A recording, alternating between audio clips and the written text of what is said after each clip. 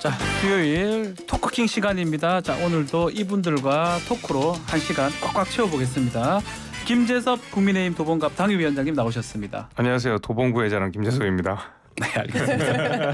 자, 장윤선 정치전문 기자 나오셨습니다. 안녕하십니까? 네, 안녕하세요. 네, 변희재 미디어워치 대표님 함께합니다. 네, 안녕하세요. 네, 도봉구의 자랑 왜 그 말을 하셨죠? 아니 뭐 도봉구의 자랑이라서 말씀드렸는데 오늘 자리가 굉장히 부담스럽습니다. 얼굴이 빨개졌어요. 진짜 부담스럽습니다. 오늘 자리를 조금 바꿨는데요. 그러게요. 여당, 야당 이렇게 바꿨습니다. 네, 우리 PD는 잘하는 사람이 거기 앉는 것이다. 그래요? 독자 자리죠. 홀로 자리를 드렸습니다. 너무 과분한 그렇게 생각하시면 될 것 자리를 같습니다. 자, 연말 전국이 어수선합니다. 지금 일단은 대통령 또 집권 여당이 사안마다 조금 강하게 나가는 것 같아요. 뭐 이거 전체적인 얘기를 좀 해보죠. 화물연대 파업에서 업무 개시 명령이 발동됐고 또 해임 건의안 안 된다라고 하고 예산 처리 관련해서는 안 되면 준예산 하겠다 이렇게 좀 강하게 좀 가고 있거든요. 그런 어떤 부분에 대해서 좀 평을 한번 들어보고 구체적인 얘기 좀 나눠보겠습니다. 먼저 우리 변희재 대표님부터 말씀 좀 주십시오. 이게 뭐 솔직히 좀 말씀드리면은 그 김문수 그 노사정 위원장이 이제 부각되기 전과 후가 통치 방식이 완전히 바뀐 것 같아요. 아, 김문수 위원장 전으로요? 네, 완전히 틀려졌는데 그 전까지만 해도 약간 노선을 좀 그래도 사실 윤석열 정권이 뿌리가 정통 보수는 아니거든요. 예. 그렇지 않습니까? 사실은 문재인 정권의 검찰총장 세력이기 때문에 그래서 뭐 5.18 얘기도 하고 뭐 이랬었는데 김문수 노사정 위원장이 부각되면서 이제 아주 강경 정통 보수적 노선을 막 얘기했는데 그게 지지층을 강타를 하면서 지지층을 결집시켜 버렸거든요. 아하. 그다음부터. 아하. 그리고 이제 또 이어지는 게 바로 촛불 퇴진 집회가 이제 나오면서 저 정광훈 목사가 하는 태극기 이제 강경 집회 나오면서 그쪽에 좀 의존하는 부분도 생겼고 그러면서 정말 예전에 없던 이른바 사실 정통 보수 정권에 얘기하는 이명박이나 박근혜 정권보다도 더 강경한 이제 그 제가 볼 때 보수도 아닌데 어쨌든 뭐 강경 노선하면서 투쟁하는 그러니까 통치가 아닌 투쟁 노선으로 가는 그래서 좀 급격히 좀 노선이 바뀐 부분이 있어요. 조금 지지층만 강력한 지지층만 보고 간다 이 말씀이네요. 실제로 이제 원래 지지층이 굉장히 약했어요. 그러니까 박근혜 이명박에 비해서 아까 말씀드린 이 뿌리가 달랐기 때문에 약했는데 지금 최근에 이제 김문수 노사정 경산위원장이 이제 움직이면서 그 다음부터 그 강경 노선 따라가면서 지지층이 굉장히 견고해지고 있습니다. 물론 중간층은 다 이제 빠지는데 그 대신에 30%대 지지층이 뭉치는 거죠. 어쨌든 간에 그건 그 시점을 기점으로 지금 비슷한 일들이 그러니까 시기로 봤을 때는 변희 대표님 그렇게 김문수 위원장의 전으로 이렇게 분류를 해주셨습니다. 네. 우리 장윤선 기자님 어떻게 보십니까? 글쎄 저는 이제 김문수 위원장의 노선을 대통령이 다 오롯이 흡수했다라고 생각하기는 좀 어려운 측면이 있다고 저는 생각을 하는데요.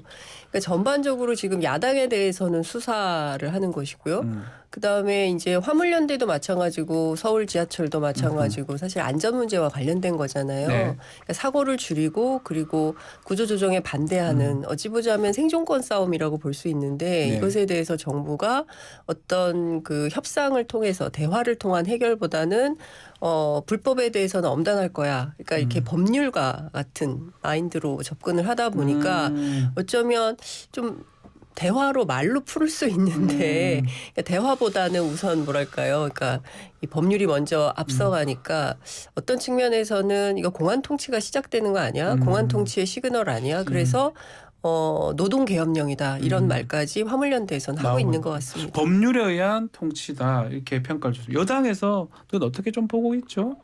근데 불법 파업이라는 말 자체는 이미 불법이라는 게 포함되어 있고 불법은 당연히 불법으로서 다스려야 되는 게 저는 맞다고 봅니다.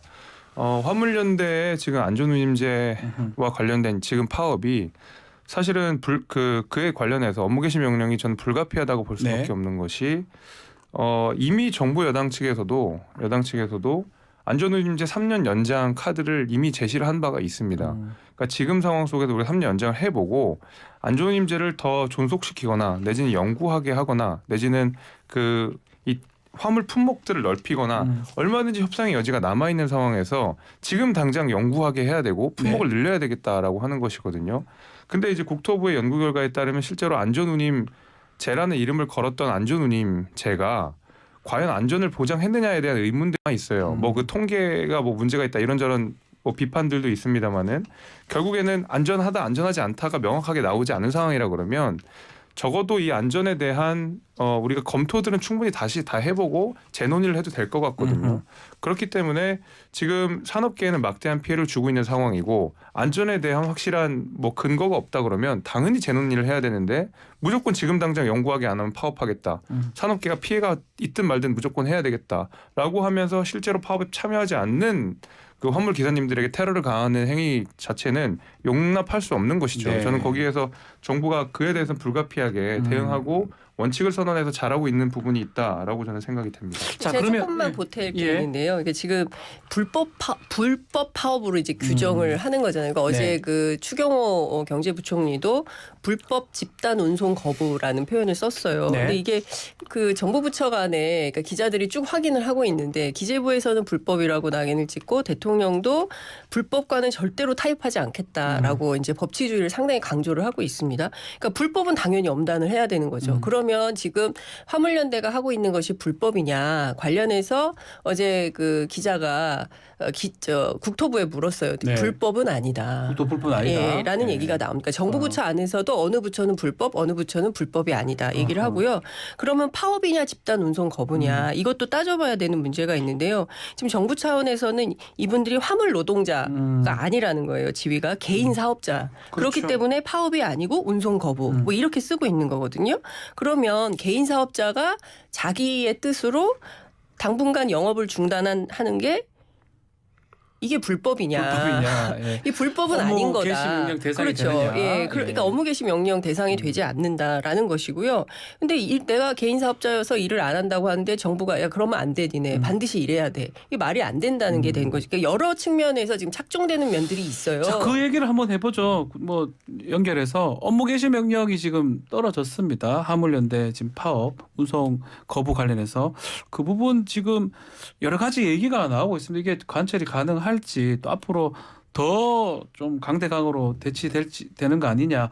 변희 대표님 어떻게 보십니까? 일단은 저는 이 아까 이제 윤석열 정권의 네. 노선 변경 얘기했는데 그 윤석열 대통령이 후보 시절에 공약 내세운 것들 부분에서 과연 이렇게 강경하게 노조와 맞서겠다는 게 있었냐면요. 실제로는 친노동자 노선이었다는 게 네. 가장 핵심적인 사안이 노동이사제를 찬성했고 실제로 지금 맞습니다. 시행을 한단 말이에요. 네. 그 부분에서 봤을 때는 윤석열 정권은 사실은 보수 입장에서 볼 때는 친노동 노선이다 했었는데 지금 이 하는 말들을 보면은 자 강성노조가 한국 사회의 심각한 문제다.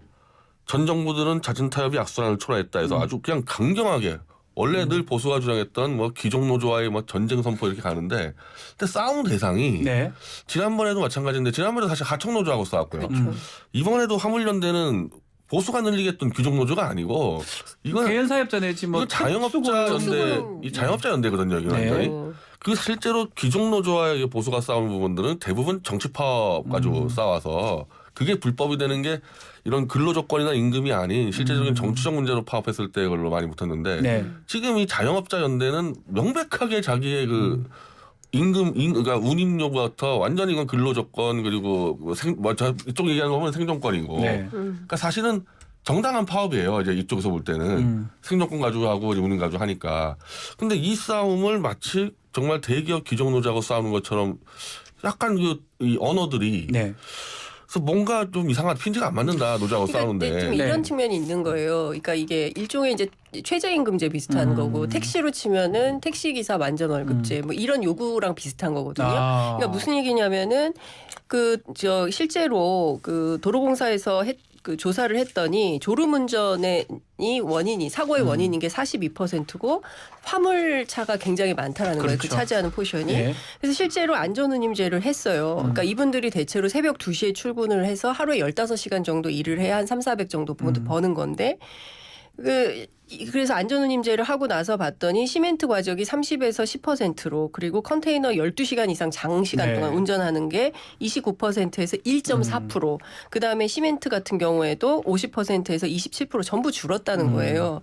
그리고 한국교통연구원이 올 2월에 보고서를 냈는데 그 컨테이너 차주의 경우에는 순수입이 2019년보다 24.3% 늘어났다는 겁니다. 네. 그리고 같은 시간에 근로시간은 5에서 10% 정도 감소를 했어요. 그러니까 안전운임제를 채택하고 나서 노동자들의 삶이 좋아진 더 겁니다. 좋아지는 통계적으로 예. 나오고 있다. 자영업자라고 하기에는 이분들의 월급의 수준이 그냥 일반 평범 중위층 노동 임금 정도 되는 거거든요. 그렇죠. 근데 이 문제를 가지고 이렇게 하면 우리 사회가 더 좋아지고 안전해질 수 있는데 이 사고 화물 같은 게 고속도로에서 사고 나면요. 화물차만 문제가 아니라 뭐 옆에 있는 다른 차들도 문제가 될 수가 있겠죠. 있잖아요. 그러니까 우리가 네. 안전사회로 갈 거냐 아니면 이 안전운임제를 일몰제를 폐지하면서 불안전한 사회로 갈 거냐. 이건 저는 국민들이 논의하고 선택해야 되는 문제지 정부가 너희들은 불법이니까 불법 파업 안 되니까 당연히 엄단하겠어.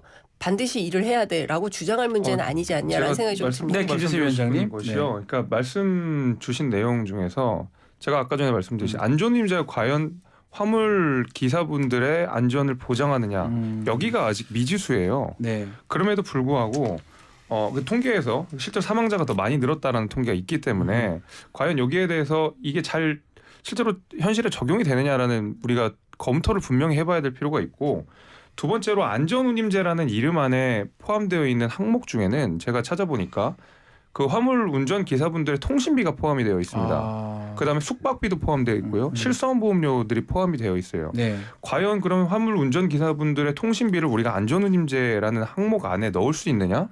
저는 그렇게 보지 않거든요. 그렇다 그러면 우리가 안전운임제를 다시 검토해야 될 필요가 있는 거예요. 지금 당장 영구히 해야 될 이유가 저는 뭔지 모르겠거든요.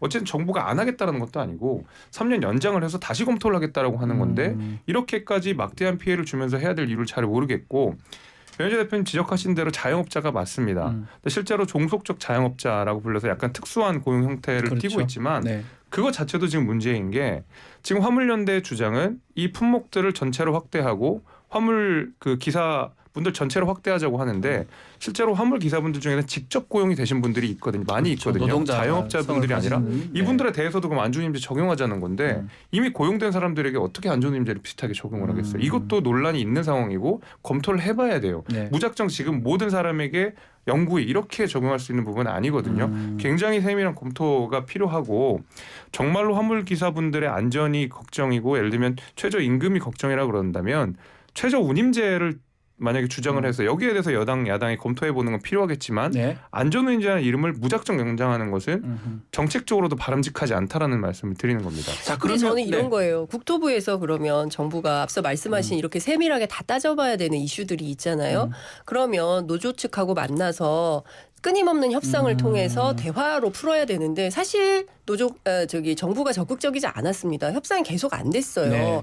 단협이 안 되다가 막판에 한 번 나오고 국토부 2차관이 나와서 한 번 하고 그다음에 바로 불법 파업 얘기가 나온 거거든요.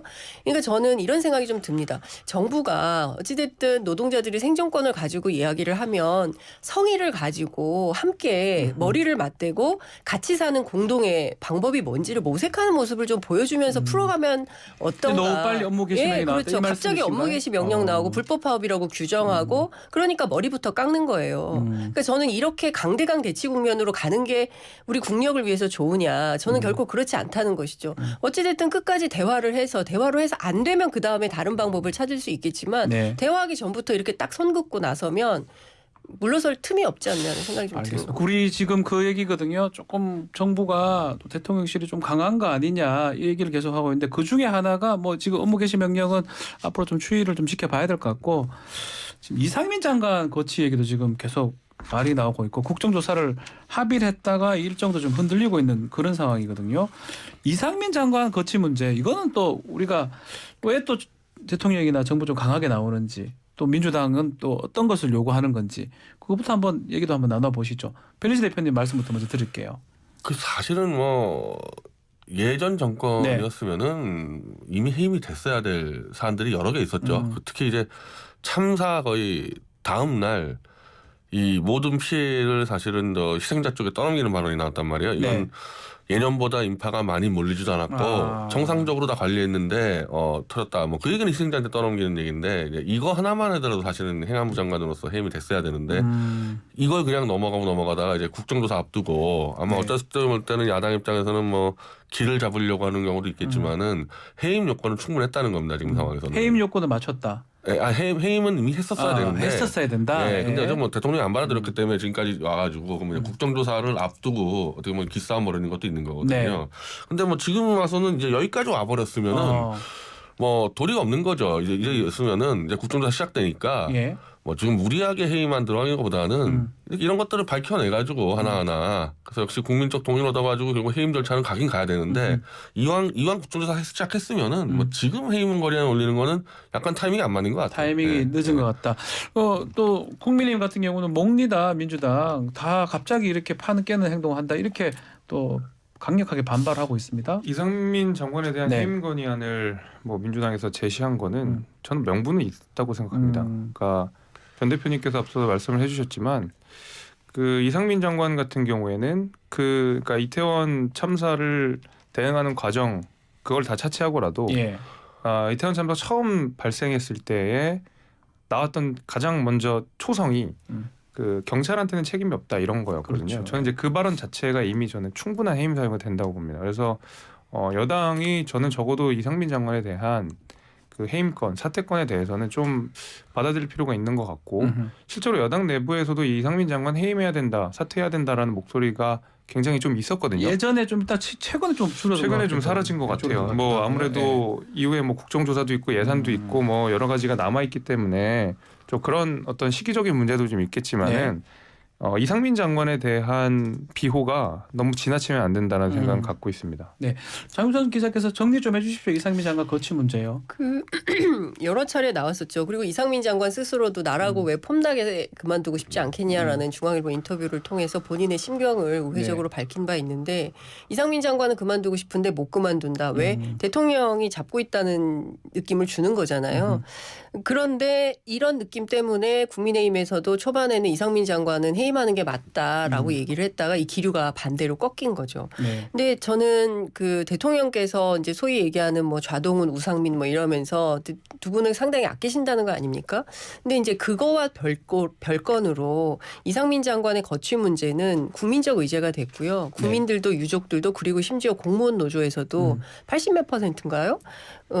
해임이 필요하다라고 이야기를 합니다. 그러니까 네. 부적절한 발언을 너무 많이 했고요. 지금 오늘 어젠가요? KBS 단독으로 또 나온 보도를 보면 도로를 통제하느라고 경찰에서 인도로 사람을 밀었다는 그 기록이 또 무전 기록이 또 나왔지 않습니까?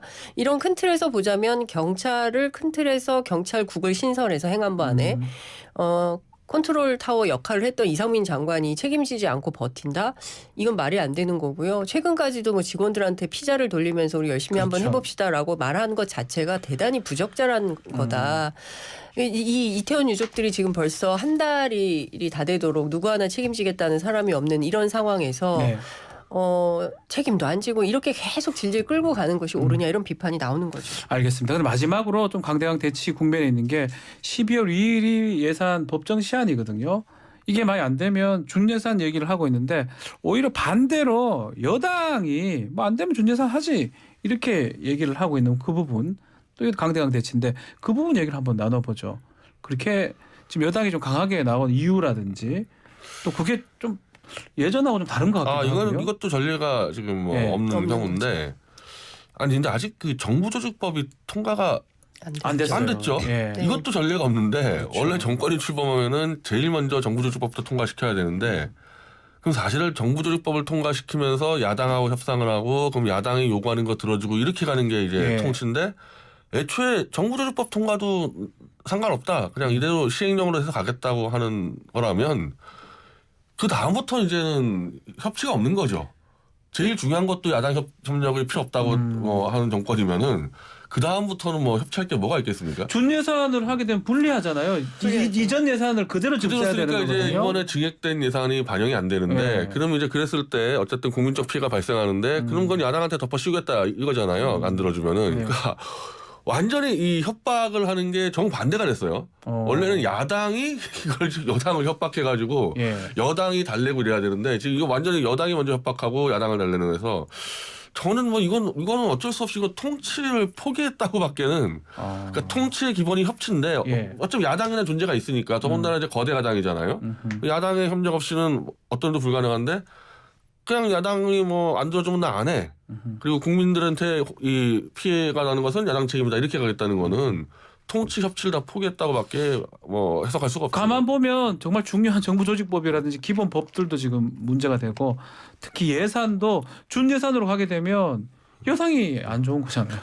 안 좋은 거죠. 저는 다시 검색해봤어요. 이게 네. 야당이 한 말인지 여당이 한 네. 말인지 네. 검색을 하고 실제로 제가 방송하기 전에 앵커께도 네. 이게 여당이 한 게 맞습니까라고 여쭤봤던 게 그 국민의힘은 예산 이거 절대 양보하면 안 되거든요. 네. 준예산이라는 거는 문재인 정부에 있었던 예산을 비슷하게 가져와가지고 그렇죠. 지금 그걸 처리하겠다는 쓰겠다는 거잖아요. 거잖아요. 다르잖아요. 정권이 완전히. 지금 정권이 바뀐데 그리고 국민의힘이 지지를 받았던 것은 문재인 정부의 이런 통치, 특히 이제 뭐 예를 들면 예산을 너무 방만하게 쓴다라든지 아니면 불필요한 예산들을 많이 쓴다든지 이런 국민적 여론들이 반영된 결과거든요. 그러면 윤석열 정부 첫 해인 것이고 윤석열 정부가 야심차게 준비하고 있는 여러 가지 정책 과제들이 있는 거라 그러면 그 예산을 정말로 뭐 배지를 걸고라도 관철을 시키는 게 맞는 것이죠. 그래서 준예산으로 협박하는 거는 말 그대로 협박의 방향이 잘못된 거예요. 저는 그런 의미에서 이게 저는 국민의힘에서 대단히 부적절하다. 준예산을 언급하는 것 자체도 부적절하고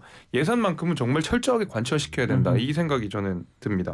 예산 네, 부분 장윤 기자가 실제로- 정리해 주십시오. 예. 아니 실제로 이제 좀 취재를 해보면 네. 민주당 의원들이 그래요. 국민의 의원들 너무 이상하다. 그러니까 그 예산을 반드시 통과시켜야겠다는 의지가 별로 없어 보인다. 이런 얘기를 하는데요. 지금 이제 감액 심사 끝나고 증액 심사로 가야 되는데 제가 그제 확인한 바에 따르면 감액 심사를 아직 끝내지 못한 게 60여 건이라고 해요. 지금 그러니까 박찬대 최고위원 좀 전에 인터뷰했는데 네. 예결 소위가 다 지금 국민의힘에서 나왔다 가버리고 일단 그러니까요. 예, 그래서 지금 이게 너무 이상하다 이 기류가. 그래서 왜 그럴까 이게 생각을 해보면 결과적으로 준예산 사태를 만든 것은 모든 것은 민주당 책임이다. 그렇기 때문에 이거는 정치할 수 없다라는 방식으로 가려고 하는 거 아니냐. 그래서 민주당에서는 수정안은 우리가 내겠다. 이런 얘기를 오히려 역으로 하고 있는 근데 거죠. 그게 누가 가능하나요? 여당인지 모르겠어요. 정부 거를 증액할 수는 없잖아요 국회에서. 그렇죠. 세목을 또 신설할 수도 그렇습니다. 없고. 그러니까 정부안이 나와야 되는 나와야 거죠. 되는데. 예. 참고로 그 박근혜 정권 때 정권 때는 이제 과반 넘었을 때입니다. 여당이 예산안 통과 가지고 여야 붙었을 때 이제 야당에서 국정원법 개정안을 이제 요구해가지고 네. 결국 그 시한에 쫓기면서 국정원법 개정안을 통과시켜줬어요 여당에서 그 대가로. 그러니까 예를 들면 지금 상황 같은 경우는 예산안을 통과시켜준 대가로 뭐 이상민 장관 해임을 요구한다거나 야당이 이렇게 가야 되는데 네. 원래 야당이 조건 걸어줘야 되는데 여당이 그냥 알아서 해버리니까 좀 다르다는 거죠, 전혀 상황이. 상황이 다른 거죠 이거는. 알겠습니다. 지금 강대강 대치 국면인데 세 분 다 비슷하게 얘기하는 것 같습니다. 대치가 되면 오히려 좀 집권 여당이 그게 오히려 또 부담이 될 것 같은데 더 대치 국면으로 간다는 게 조금 이해할 수 없다라고 얘기를 하고 있는 것 같습니다.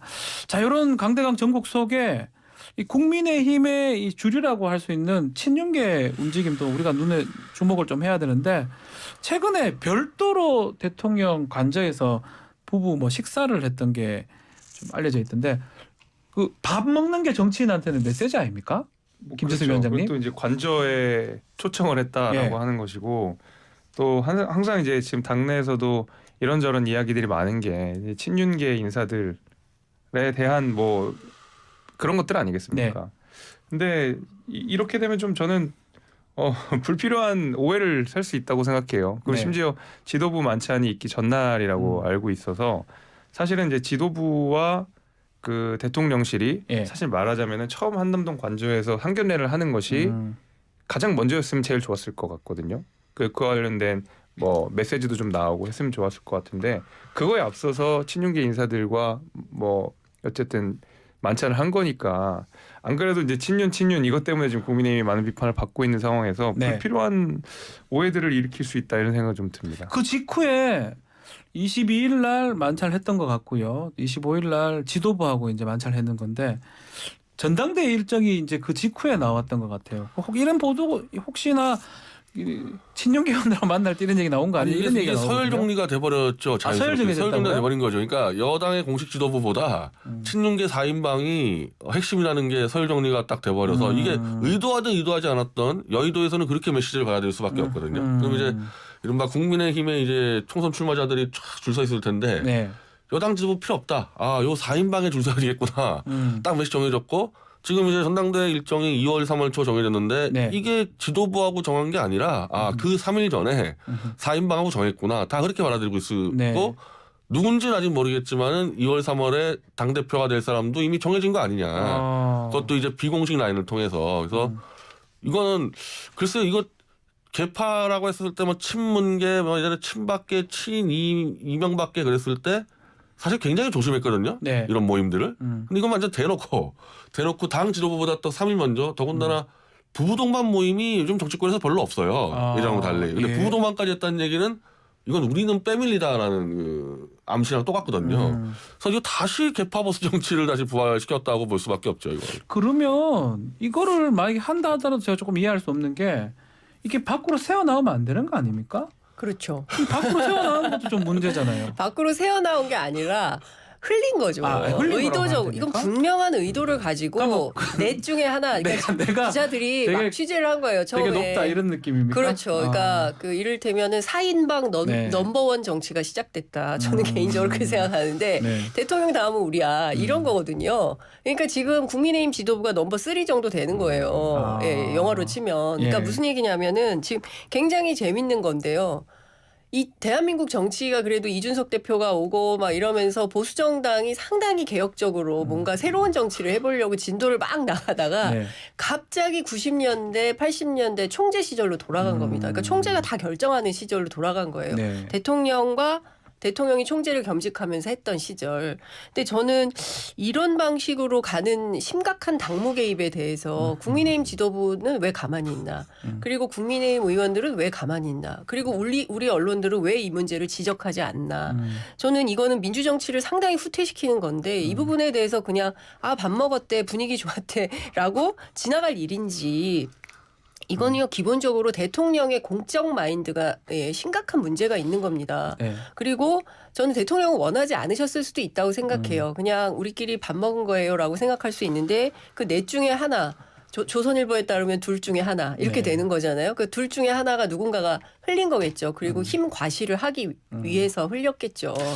저는 이런 정치가 정말 그 고리타분한 옛날 정치인데 그 옛날 정치를 왜 자꾸 국민의힘이 복원하려고 하는지 근데 모르겠습니다. 저도 불필요한 오해를 예. 일으킬 수 있다라고 말씀을 드렸던 예. 이유가 그러니까 뭐 총재 시절 이건 좀 너무 비약인 것 같고요. 예. 아직까지는 이제 뭐 밥 먹는 순서가 약간 충분히 오해를 불러일으킬 만한 상황인 것 같고 차후에 좀 보셔야 될 것 같은데 아직까지는 저는 큰 의미를 담진 않고 있습니다. 물론 의미가 부여가 되겠지만 그래도 일단은 한남동 관저에 처음 입주를 한 것이고 사실 그 친윤계 인사라고 하는 분들이 사실은 캠프 시절부터 윤석열 대통령이 후보가 되기 이전부터 네. 인적인 유대를 좀 가졌던 분들이다 보니까 좀 그런 맥락으로 이해를 하는 것까지 일단은 알겠습니다. 해주셨으면 좋겠다. 알겠습니다. 참고로 일단 4인방 네. 시대라 그러면은 일단은 박정희 정권 때 그 4인방이 있었는데 그 옛날 그 김성곤 예. 재정위원장, 뭐 백남호 사무총장. 근데 그분들은 당직자였어요. 당직자들 4인방인데 지금 이분들 4명은 당직이 당직을 아니에요. 안 받았죠 지금 그러니까 내년 다. 더 심각한 다 거죠. 당직을 안 하겠다고 했잖아요. 배위종군 하겠다고 네. 하신 분들이 모여서